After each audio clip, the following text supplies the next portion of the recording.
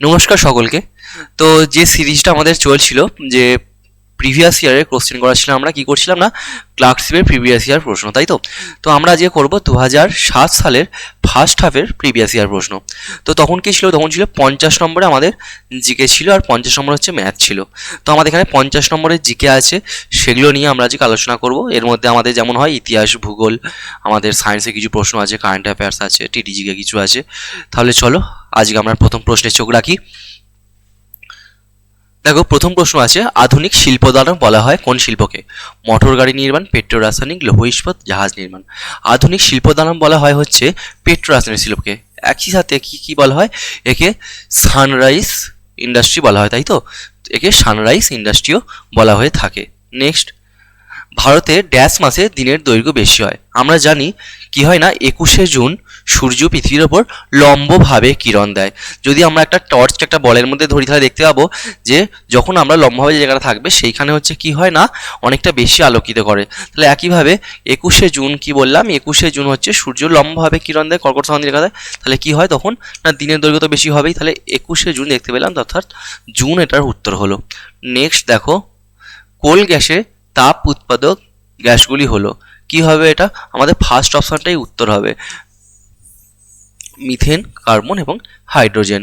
Next দেখো, বিশ্ব স্বাস্থ্য সংস্থার নির্দেশিকা অনুযায়ী পানীয় জলে আর্সেনিকের নিরাপদ মাত্রা হলো, আমরা জানি 0.01 মিলিগ্রাম পার লিটার হচ্ছে আর্সেনিকের নিরাপদ মাত্রা। এবং আমরা জানি অতিরিক্ত যদি আর্সেনিক দূষিত আছে সেরকম জল ব্যবহার করি, আমাদের ব্যাকফুট ডিজিজও হতে পারে। নেক্সট দেখো, স্কার্বি রোগ প্রতিহত হয় কোন ভিটামিন দ্বারা? স্কার্বি রোগ হচ্ছে প্রতিহত হয় ভিটামিন সি দ্বারা, যার রাসায়নিক নাম কি, যার রাসায়নিক নাম হচ্ছে অ্যাসকর্বিক অ্যাসিড। এবং তাপে ভিটামিন সি নষ্ট হয়ে যায়। তাহলে কি বললাম, তাপে ভিটামিন সি নষ্ট হয়ে যায়। স্কার্বি রোগ হচ্ছে কি, ভিটামিন সি। এবং এই ভিটামিন সি এর অভাবে কি হয়, সাধারণত স্কার্বি কি বললাম, যে দাঁতে ঘটিত এই সমস্ত কিছু রোগ হয় দাঁতের। আর একটা কি জানি আমরা, এই যে ভিটামিন সি হচ্ছে টক জাতীয় অর্থাৎ লেবু জাতীয় ফলে হচ্ছে এই যে ভিটামিন সি অধিক পরিমাণে পাওয়া যায়। ভিটামিন কে কি, রক্ত তঞ্চনের সহায়তা করে।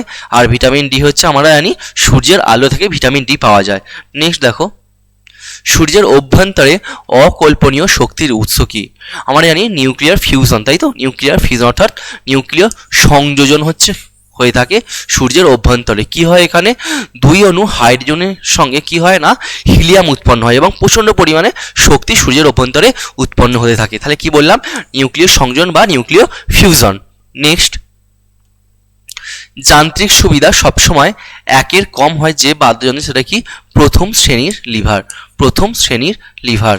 নেক্সট, তিব্বতরা যে দিনটি অভ্যুত্থানের দিন হিসেবে মনে করে সেটি হলো 10ই মার্চ। নেক্সট, দ্রোণাচার্য পুরস্কার যে বিষয়ে পারদর্শিতার জন্য দেওয়া হয় সেটি হলো ক্রীড়া প্রশিক্ষণে হচ্ছে দ্রোণাচার্য পুরস্কার দেওয়া হয়, ক্রীড়া প্রশিক্ষণে দ্রোণাচার্য পুরস্কার দেওয়া হয়। বেজিং অলিম্পিকের সৌভাগ্যের প্রতীক পুতুলগুলির পরিচয় ছিল কি না, ফুয়া। নেক্সট, যে বাংলা ব্যান্ড তাদের সঙ্গীতকে বলে শহুরে লোকগীতি, সেটা কি, সেটা হচ্ছে ভূমি, তাদের গানগুলোকে বলা হয় শহুরে লোকগীতি। নেক্সট, সাতপুরা হলো একটি স্তূপ পর্বতের উদাহরণ, সাতপুরা হলো একটি স্তূপ পর্বতের উদাহরণ। গুজরাটের প্রধান বন্দর হচ্ছে কান্ডালা। এবং আমরা যদি ইতিহাসে একটু দেখি যে সবথেকে প্রাচীন বন্দর কি, সবথেকে প্রাচীন বন্দর হচ্ছে লোথাল এবং গুজরাটের প্রধান বন্দর হচ্ছে কান্ডালা। বৃক্ষের গঠনগত ও কার্যগত একক, বৃক্ষের গঠনগত ও কার্যগত একক হচ্ছে নেফ্রন। এবং স্নায়ুর গঠনগত ও কার্যগত একক হচ্ছে কি, যে নিউরন। নেক্সট, কোষচক্রের কোন দশায় ডিএনএর দ্বিত্বকরণ ঘটে? কোষচক্রের এস দশায় ডিএনএর দ্বিত্বকরণ ঘটে। Next, red ribbon express Kolkata গুয়াহাটির মধ্যে একটি নতুন ট্রেন না HIV AIDS সংক্রান্ত সচেতনতা বাড়ানোর চূড়ান্ত প্রদর্শনী? ঠিক, HIV AIDS কবে চালু হয়েছিল? 1 ডিসেম্বর 2007 সালে হচ্ছে এটি চালু করা হয়। এবং পরের লেসন জানি যে ওয়ার্ল্ড এইডস ডে। তাহলে কি বললাম, এইচআইভি এইডস সংক্রান্ত সচেতনতা বাড়ানোর চূড়ান্ত প্রদর্শনী হচ্ছে রেড রিবন এক্সপ্রেস। আমরা বলছিলাম কি 2007 সালে আমরা কোশ্চেন অ্যানালিসিস করছি, তো সেই সময়কার একটা কারেন্ট অ্যাফেয়ার্স এখানে কোশ্চেন আছে। গ্রিন পার্ক স্টেডিয়াম কোথায় অবস্থিত? কানপুরে অবস্থিত। এবং টেস্ট ক্রিকেটের জন্য এই কানপুর স্টেডিয়াম হচ্ছে বিখ্যাত। টেস্ট ক্রিকেটের জন্য হচ্ছে এই কানপুর স্টেডিয়াম বিখ্যাত। যে শ্রেণীর অক্ষরগুলি দর্পণের সম্মুখে পার্শ্বীয় পরিবর্তন ঘটে না, তাহলে পার্শ্বীয় পরিবর্তন কি? অর্থাৎ এখানে যদি আমরা আয়না বা দর্পণ রাখি, তাহলে এইটা যদি এইদিকে ছাপ পড়ে তাহলে এটা চেঞ্জ হবে না।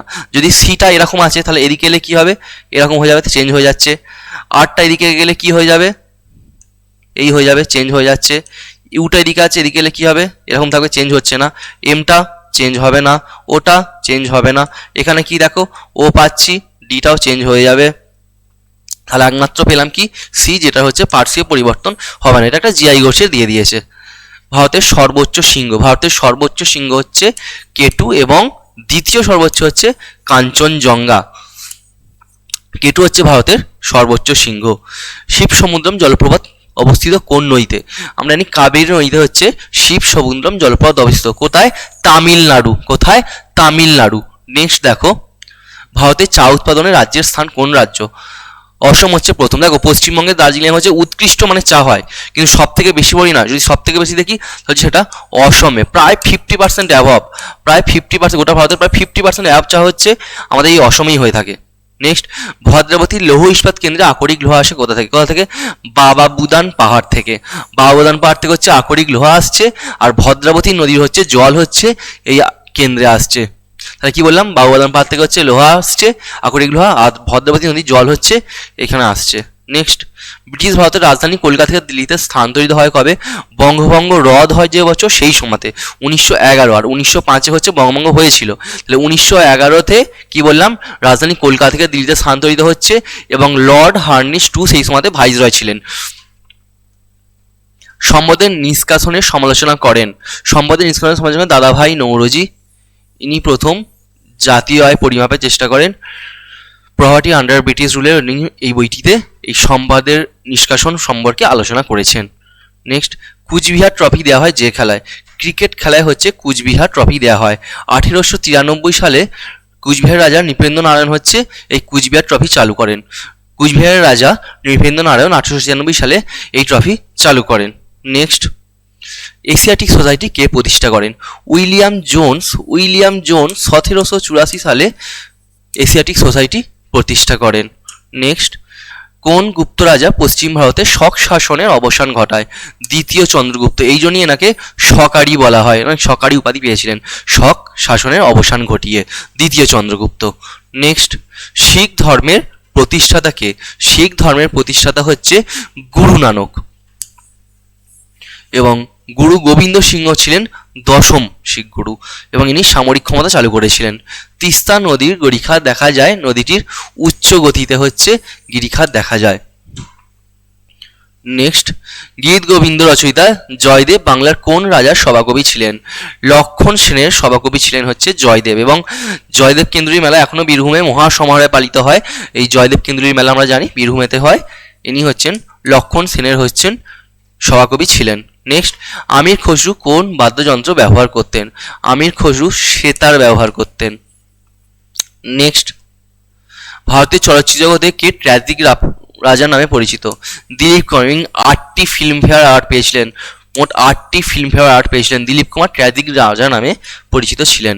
ওস্তাদ আলী খান কোন বাদ্যযন্ত্রের সঙ্গে যুক্ত? সেতারের সঙ্গে হচ্ছে ওস্তাদ আলী খান যুক্ত। নেক্সট, মোহনবাগান ক্লাবের স্ট্রাইকার ব্যারেটোর দেশ? ব্যারেটোর দেশ হচ্ছে ব্রাজিল। ব্যারেটোর দেশ হচ্ছে ব্রাজিল। মনে রাখা সহজ বা এইভাবে মনে রাখবে, ব্যারেটো ব, ব্রাজিলের ব। কার রাজত্বকালে ফতেপুর সিক্রি নির্মিত হয়েছিল? আকবরের রাজত্বকালে ফতেপুর সিক্রি নির্মিত হয়েছিল, এবং বুলন্দর রাজা এখানে অবস্থিত আমরা জানি। হাইয়েস্ট। নেক্সট, ভারতীয় জাতীয় কংগ্রেসের প্রথম সভাপতি কে ছিলেন? ভারতীয় জাতীয় কংগ্রেসের প্রথম সভাপতি ছিলেন উমেশ চন্দ্র ব্যানার্জি। মুম্বাইয়ে ছিল গুরুদাস তেজপাল কলেজের, এটি অনুষ্ঠিত হয়েছিল কবে? না 1885। এবং বদরুদ্দিন তাইবজি ছিলেন প্রথম মুসলিম সভাপতি। প্রথম মুসলিম সভাপতি বললে বদরুদ্দিন তাইবজি, আর জাতীয় কংগ্রেসের প্রথম সভাপতি বলে হচ্ছে WC ব্যানার্জি বা উমেশ চন্দ্র ব্যানার্জি। নেক্সট কুচবিহার ট্রফি দেওয়া হয় যে খেলায়, এটা আমরা অলরেডি পেলাম একবার, সেটা হচ্ছে ক্রিকেটে। নিম্নলিখিত ব্যক্তিবর্গের মধ্যে কে সরোদবাদক? আমজাদ আলী খান হচ্ছেন সরোদবাদক। জাকির হোসেন হচ্ছে তবলা। হরিপ্রসাদ চৌধুরী হচ্ছে বাঁশি এবং শিবকুমার সেন হচ্ছে সন্তুর। তাহলে আমজাদ আলী খান হচ্ছে এর উত্তর হলো। নেক্সট, ভারত ও রাশিয়া 2007 সালে যৌথ সামরিক মহড়ার নাম ছিল ইন্দ্র 2007। রাজেন্দ্র পরিচয়ের এক আন্তর্জাতিক বিশেষজ্ঞ দল যে বিষয়ে কাজ করছেন তা হলো খাদ্য উৎপাদনে জলবায়ু পরিবর্তন, উদ্বাস্তু পুনর্বাসন এবং নিরস্ত্রীকরণ। জলবায়ু পরিবর্তন। নেক্সট, কাথিয়ার উপদ্বীপ কোন রাজ্যে অবস্থিত? গুজরাটের সৌরাষ্ট্রে অবস্থিত। ভারতের শেষ মোগল সম্রাট ছিলেন দ্বিতীয় বাহাদুর শাহ। এবারকে রেঙ্গুনে হচ্ছে ব্রিটিশকে রেঙ্গুনে নির্বাসিত করেন। মহাবলীপুরমে রথ আকার বিশিষ্ট মন্দিরগুলি নির্মিত হয়েছিল পল্লব রাজদের আমলে। প্রথম নরসিংহ হচ্ছে ইনি দায়িত্ব নিয়ে এগুলি তৈরি করেছিলেন। নেক্সট, মল্লিকার্জুন মনসুর 1992 সালে 82 বছরের মাথায় তিনি ছিলেন একজন কণ্ঠসঙ্গীত শিল্পী।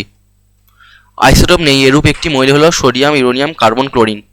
অ্যাকচুয়ালি এখানে কোশ্চেনটা ভুল আছে, এখানে অপশন ভুল আছে, এখানে কোনোটিই না হবে, কারণ এর প্রত্যেকটিতেই হচ্ছে আইসোটোপ আছে। অপলা লোহামুদ্রা গার্গী এইতুন বিদেশি মহিলা কোন যুগে ছিলেন? বৈদিক যুগে হচ্ছে আমি এনাদের নাম পাই, বৈদিক যুগে এনাদের নাম আমরা পাওয়া যায়, অপলা লোহামুদ্রা গার্গী। এবং বৈদিক যুগে আমরা নারীদের স্থান ছিল অনেক উঁচুতে, বৈদিক যুগে হচ্ছে নারীদের স্থান ছিল অনেক উঁচুতে। নেক্সট, 2008 প্রজাতন্ত্র দিবসের অনুষ্ঠানে মুখ্য অতিথি ছিলেন 2008 সালে ছিলেন নিকোলাস সার্কোজি। 2024 সালে হচ্ছে আমেরিকার প্রেসিডেন্ট জো বাইডেন ছিলেন প্রজাতন্ত্র দিবসের মুখ্য অতিথি। টেস্ট ক্রিকেটে রাহুল দ্রাবিড় 10,000 রান পূর্ণ করার সময় তার সঙ্গী ছিলেন কে? সৌরভ গাঙ্গুলি তার সঙ্গী ছিলেন। ইউএস নিমিজ ভারতের যে বন্দরে এসে ভিড়েছিল? চেন্নাইয়ে এসে ভিড়েছিল, এবং চেন্নাই হচ্ছে ভারতের দ্বিতীয় বৃহত্তম কন্টেইনার বন্দর। তাহলে চলো আজকের প্রশ্ন এই অবধি ছিল। যদি আমার ক্লাস ভালো লেগে থাকে তোমরা কমেন্ট করে জানিও। খুব তাড়াতাড়ি আসছি 2007-এর সেকেন্ড হাফের প্রশ্ন নিয়ে।